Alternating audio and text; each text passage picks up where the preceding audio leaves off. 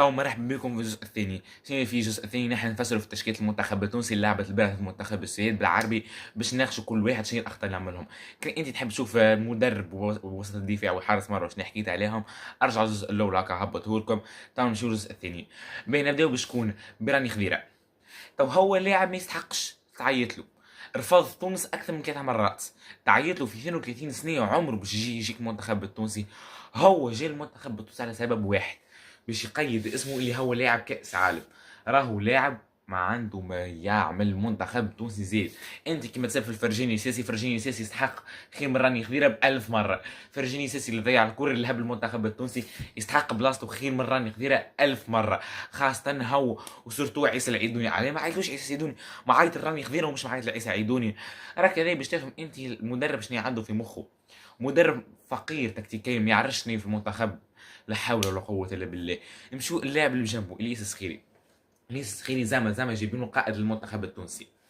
انا قائد الياس السخيري دير البارح لا حول ولا التشكيله كامله على الحيط، وهو مقدم هدف ثالث.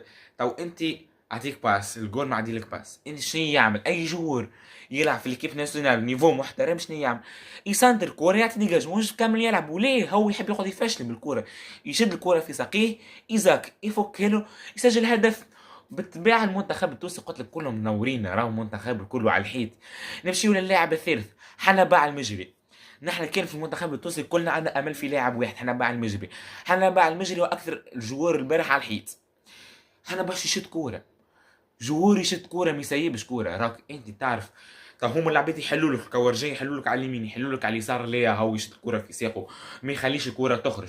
يخلي الكوره تخرج، خلي اللاعبين تكور. ليه قال لك حنبال انا ما نسيبهاش المنتخب التونسي مش خليه اليوم.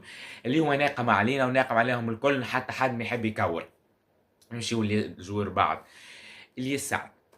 الياس سعد مارينا هوش عمل جمله في الماتش كامل. ظهري خطير راجل ما وصلتلوش كوره، ما وصلتلوش كوره. ما تراو انت ماتش كامل حتى كوره ما وصلتوش مين نحكي عليه.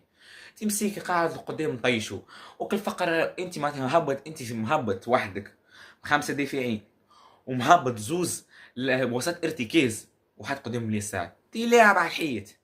تي على الاقل مهبط برشا ديفونس، هبط تونيكتي وشواط يقدموا لك اضافه تكتيكيه. ليه هو مهبطك اللي ساعد؟ قال لك انا محاها التشكيله التونسيه حتى حد ما يقدم لي النيفو. معناتها لا حول ولا قوه الا بالله. كان كاين 5 من السويد نتنيكلو 6 من اليابان و7 من هولندا ونروحوا. كل كوب دي موند ديما مشرفين، ديما على الحيط، عمرنا ما تألقنا. شو المنتخبات العربيه كل كيفاه، شو المنتخب التونسي كيفاه. وانت شاطر عجبك الفيديو تعمل لايك وكومنتير.